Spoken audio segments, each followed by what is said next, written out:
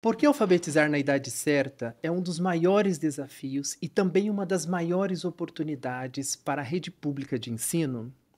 Essa é a nossa inquietação para o episódio de hoje. Olá, ouvintes! Eu sou Marcos Tadeu, assessor pedagógico na Saber Educação e host do seu podcast oficial sobre gestão pública.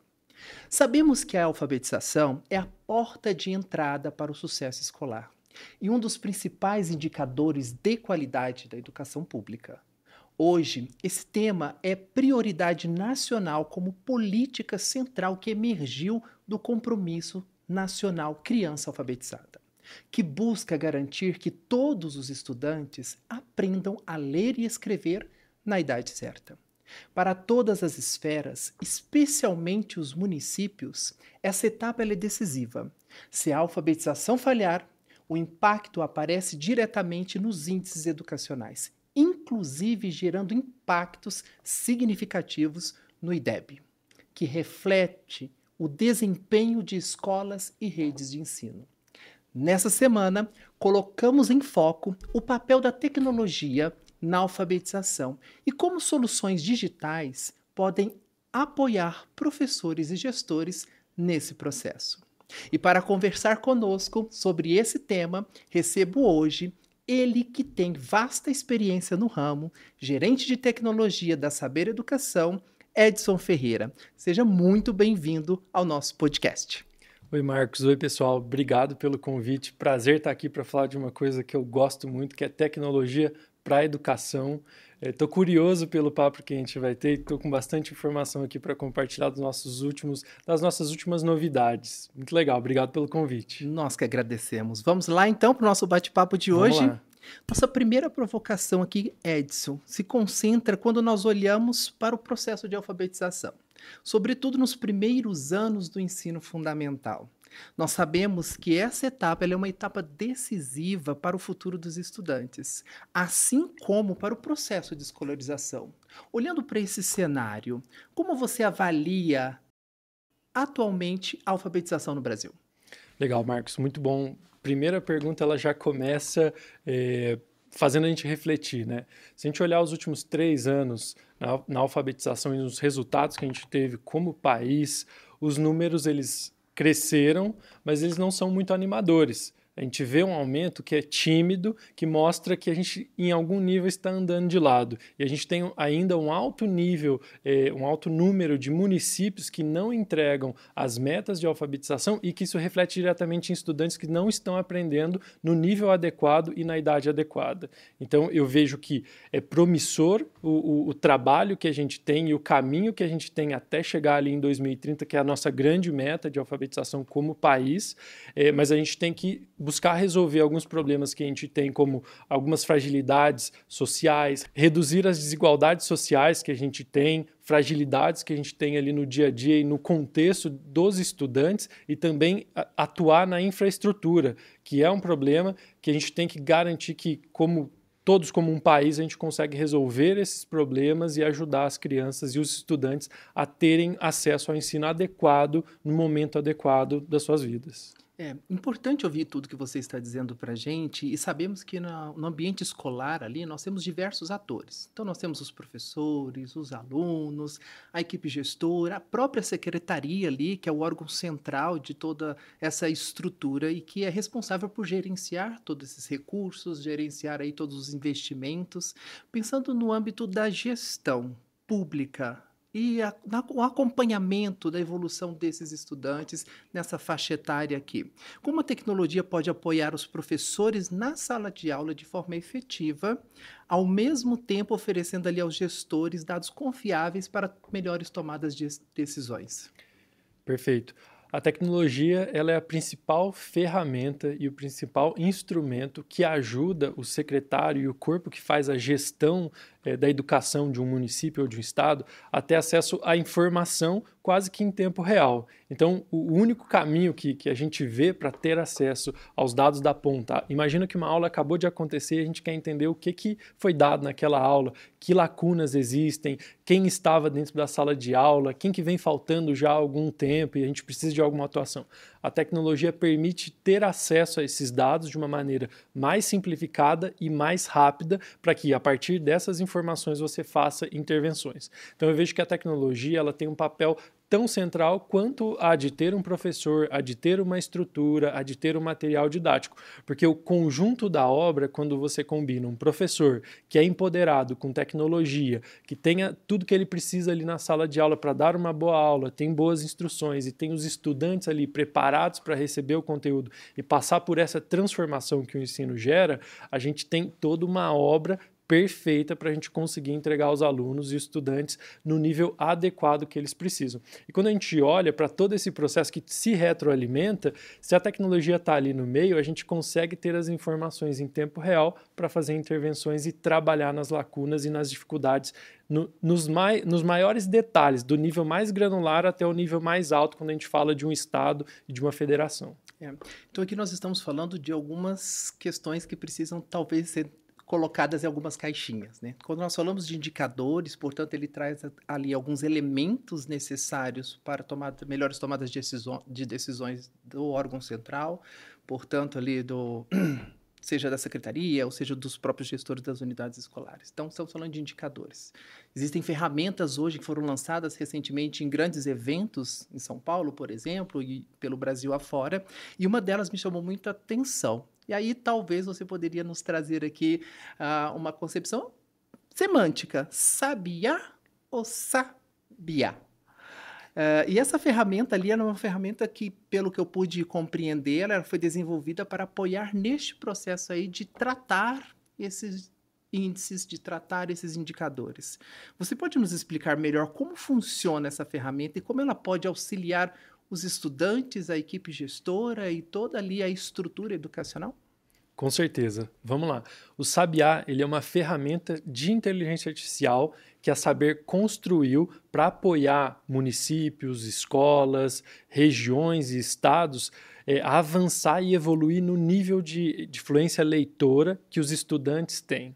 Basicamente, o Sabiá é uma ferramenta que ajuda com que o professor possa aplicar em escala provas que vão avaliar a fluência leitora de um aluno e, a partir dessa aplicação da prova, é gerado um relatório individual onde o professor consegue localizar qual o nível de fluência leitora daquele aluno, quantas palavras foram lidas corretamente, quantas que foram lidas, mas não estavam ali com a entonação adequada ou com a acentuação adequada.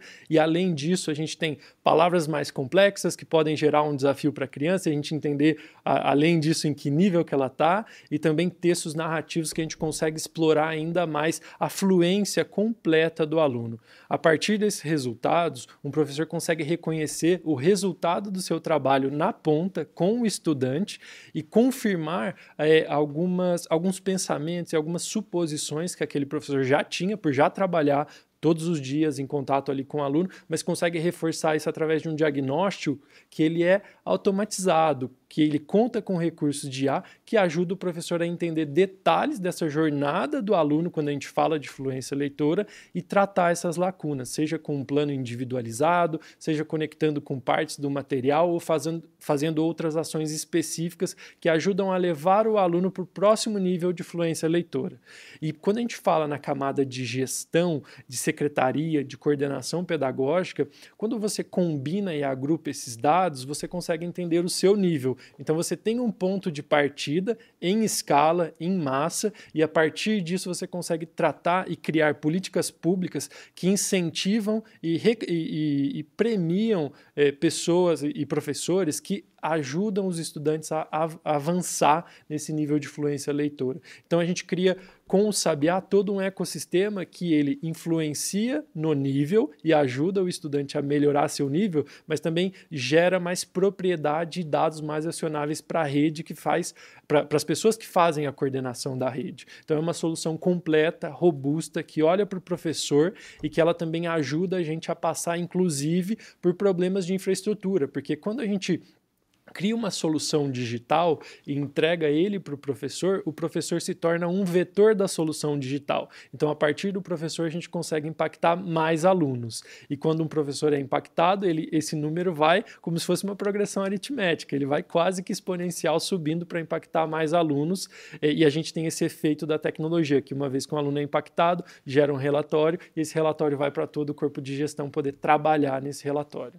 E aí você traz aqui uma inquietação muito grande em relação à infraestrutura. Quando nós falamos de infraestrutura nos órgãos públicos, a questão de internet, por exemplo, eu queria que você trouxesse na prática como que é a utilização dessa ferramenta por parte do professor, por exemplo.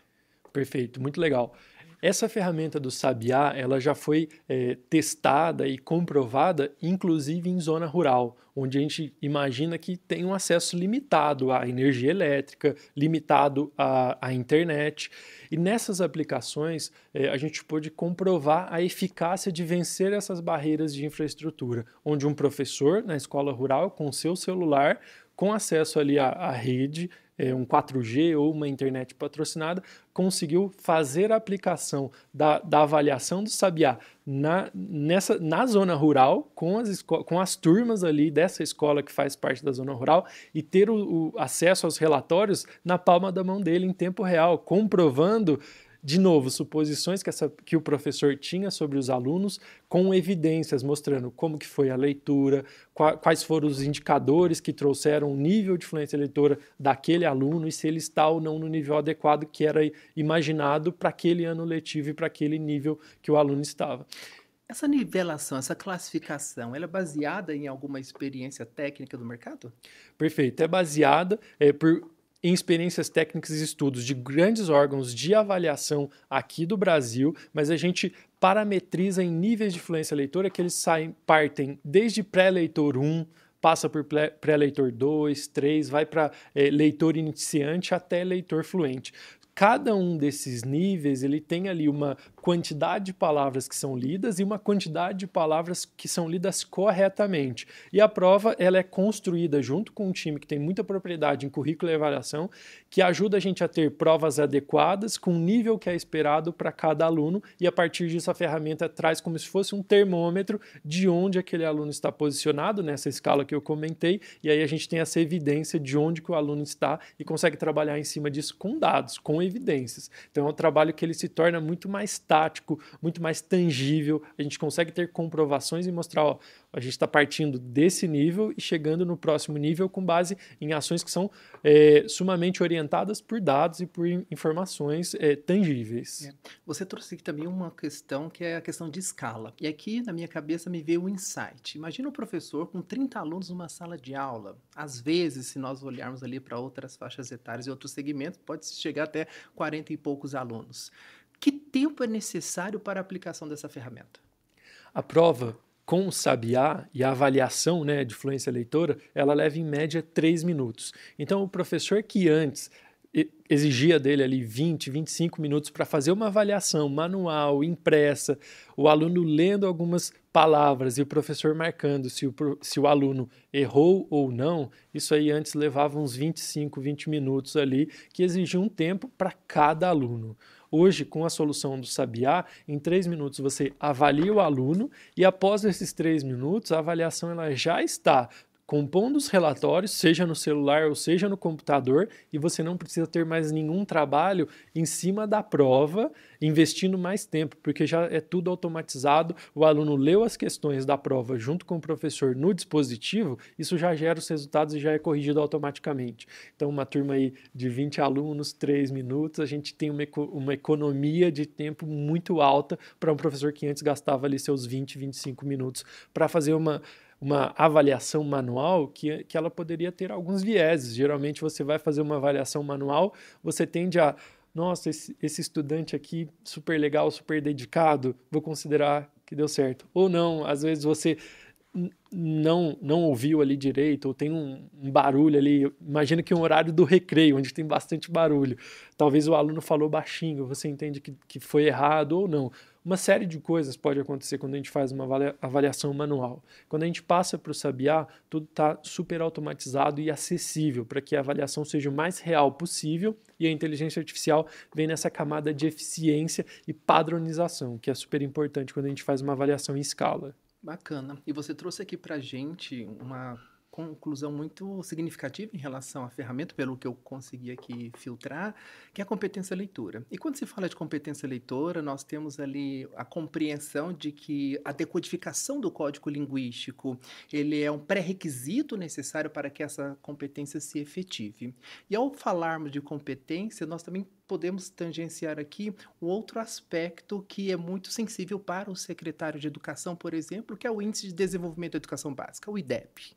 Olhando para esse índice aí, como que pode ser impactado através dessa ferramenta toda essa estrutura da educação? Legal, a gente pode pensar que tem os impactos diretos e os indiretos. Vamos começar pelos indiretos, que é muito fácil explicar. Imagina que a gente tem um dominó e a gente vai empilhando as peças. Se um aluno não aprende num nível adequado, aquela primeira pecinha ali está mais frágil. E quando vai aumentando a dificuldade, vai passando o nível de aprendizado que ele deveria ter nos anos seguintes, esse dominó ele continua frágil. Chega um momento que o aluno está ali no nono ano ou na primeira série do médio, que a quantidade de lacunas que ele tem deixa todo o dominó fragilizado. E aí você tem um efeito cascata. O aluno vai chegar ali no primeiro, no segundo, no terceiro ano do médio e acaba não entregando ou não tendo o nível de aprendizado adequado que deveria ter. E é uma bola de neve. A gente sabe, a gente vê isso nos resultados que a gente acompanha. Então o efeito indireto é que uma vez que você tem um aluno que ele é avaliado num período muito inicial e frequentemente, e é uma avaliação em massa que permite com que a rede possa atuar de uma forma muito mais ampla, com políticas e também com intervenções pedagógicas, você reduz esse efeito indireto, que é esse efeito dominó. Então, é como se você tivesse camadas que ajudam um aluno ao entrar no quinto ano, no sexto ano, você aplica uma série de avaliações com ele e você já consegue entender quais são as lacunas e vai preparando para que no ano seguinte as lacunas sejam reduzidas, até chegar no momento que ele está no nível adequado. Então é esse efeito de dominó ou efeito de camadas que a gente tem. Quando a gente fala dos efeitos diretos, a gente está falando de uma avaliação de fluência leitora que ajuda a diagnosticar qual é o nível do aluno. E não tem nada mais rico para um gestor, para quem faz a gestão de uma rede pública, ter um dado, ter uma informação, ter um diagnóstico e, a partir do diagnóstico, usar esse valor como referência e entender se, após as ações que eu tomei, as intervenções que eu fiz, os projetos que eu criei e sustentei aqui dentro da minha rede, você vê, ele melhorou ou piorou o valor de referência que eu tinha. E se com base no valor de referência você melhora, vamos ampliar essas ações que você tomou. Se o resultado não melhora, você tem que entender outras ações para te ajudar a evoluir com base nesse valor de referência. Então a gente tem esses dois efeitos, diretos e indiretos, que podem apoiar o gestor nessa jornada de evoluir os resultados do IDEB. É possível, assim, nós ficarmos, enquanto docentes, com receio de sermos substituídos por essas tecnologias, por esse avanço, por essa precisão que você coloca aqui pra gente? De jeito nenhum. A tecnologia ela funciona por meio de pessoas. E dentro da sala de aula a gente tem os papéis dos estudantes, dos professores, de quem faz a coordenação. Então, a gente deveria eliminar esse receio de ser substituído, de entender que a tecnologia vai ter um papel mais protagonista do que o professor ali na sala de aula. A relação de aprendizagem e de ensino, ela demanda que você tenha pessoas ali, porque as pessoas vão ser capazes de ampliar o horizonte de um estudante, elas vão ser capazes de apoiar um estudante ali que tem alguma fragilidade que você consegue perceber nas habilidades comportamentais daquele aluno e atuar em cima disso. A tecnologia, ela é uma grande aliada, é como se a tecnologia desse superpoder para o professor que está ali, e a gente não pode ter medo de ter superpoder.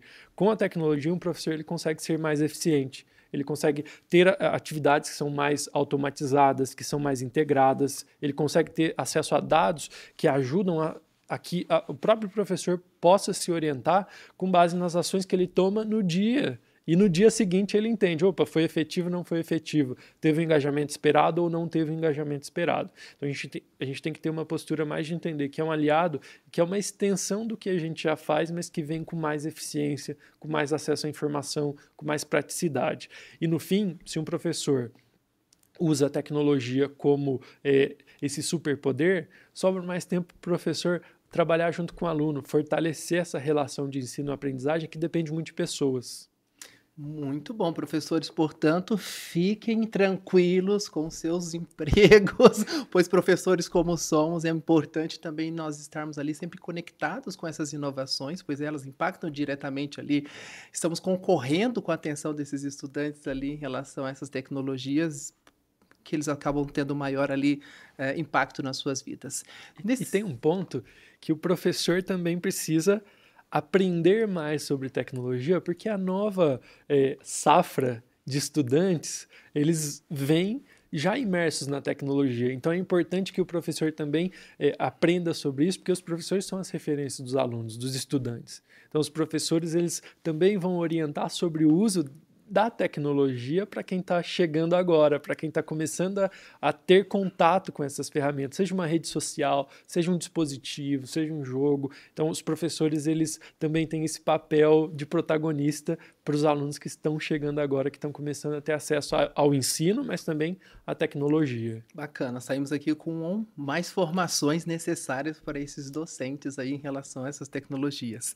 Nesse sentido aí, essas metas, elas conseguem se alinhar aí, na verdade, essa ferramenta, ela consegue auxiliar nesse alinhamento de metas com o compromisso nacional da criança alfabetizada? Perfeito. Se a gente quer bater a meta de ter 80% dos alunos em nível adequado de leitura e escrita até 2030, a gente precisa usar esse tipo de ferramenta, esse tipo de avaliação de fluência leitora que ajuda a identificar cedo quais são as lacunas e trabalhar em cima disso.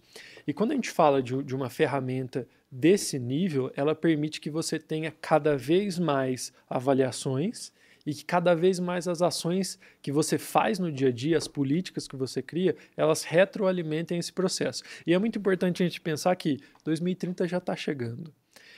Até nos últimos 3, 4 anos, a evolução que a gente teve, ela foi muito tímida nesse indicador. Metade dos municípios não atingem as metas que eles precisam para colaborar com esse indicador para a gente chegar até 2030. Então a gente tem um desafio grande. É promissor, tem espaço para melhorar, mas a gente tem um desafio gigante. E quando a gente faz ações e não tem um indicador que devolve para a gente em que nível eu estou, eu não posso esperar que lá na frente aconteça um milagre e eu tenha o meu indicador onde eu esperava que ele estivesse. Então, ferramentas como o Sabiá, que trazem essa flexibilidade para você aplicar avaliações de fluência leitora, elas te ajudam a não depender do resultado final, que é uma medição feita uma vez por ano, que o resultado demora muito para ser agrupado. Você passa a ter como rede, como gestor da rede, você passa a ter essa flexibilidade e você pode a qualquer momento medir o nível que você está e a partir desse nível você ter ações, já tem um diagnóstico, já tem uma evidência e vai trabalhar em conjunto com a sua equipe pedagógica para correr atrás dessas lacunas e chegar onde a gente precisa chegar, com indicadores, mas olhando para a ponta, que no final é um estudante aprendendo no nível adequado, que isso vai ser a porta de entrada para toda a vida dele, seja a vida acadêmica, seja a vida profissional, seja depois nas relações que ele vai ter para além da escola, porque às vezes se a gente não aprende um nível adequado ali, nas nossas relações no futuro é impactado. A gente pode ter vergonha de pronunciar uma palavra, a gente pode ter, às vezes, algum medo de disputar um emprego porque eu não sei o nível adequado, a gente pode ter um receio de começar uma educação continuada, uma graduação, uma pós-graduação, por entender, opa, eu tenho uma lacuna aqui, talvez matemática não é para mim, talvez, opa, português não é para mim, talvez tal conceito não é para mim. Então, é um impacto que é, de novo, um dominó, que ele começa agora, com os alunos que estão ali no início da educação básica, mas também que refletem na vida inteira de um estudante e de um indivíduo. Esse diagnóstico aí, quanto mais preciso ele for, melhor ele vai servir de insumos, de subsídios para traçar metas estratégicas nesse processo como um todo. Edson, para fechar aqui o nosso bate-papo, pois eu sei que nós tínhamos muita coisa para tratar aqui e vai abrindo várias caixinhas aqui na nossa cabeça. Sim. Olhando para o futuro, como você enxerga o papel das tecnologias? Legal. Essa pergunta é muito boa e é sempre muito curioso pensar como que vai ser o futuro. E a gente tem que pensar que o futuro, ele já chegou. O que a gente já tem? A gente já tem inteligência artificial em todas as camadas que a gente pode imaginar. Imagina, um banco, a escola já tem, todos os aplicativos que a gente usa em algum nível ali, eles já têm essa camada. Para o futuro, a tecnologia ela vai permear mais o nosso dia a dia e chegar mais na sala de aula. Então, para o futuro, eu imagino que a gente vai ter cada vez mais uma experiência híbrida, do tipo, como um professor, um estudante, se aliam à tecnologia, e a tecnologia é um grande aliado das práticas que tem ali dentro da sala de aula, do resultado passado que aquele aluno teve, mas também do material didático, que em algum momento, a partir de uma lacuna, a gente vai ter uma conversão daquela lacuna em um plano para o aluno, e a partir desse plano a escola é capaz de providenciar um ensino mais individualizado, mesmo que seja na rede pública, com um grande volume, que é um grande desafio também.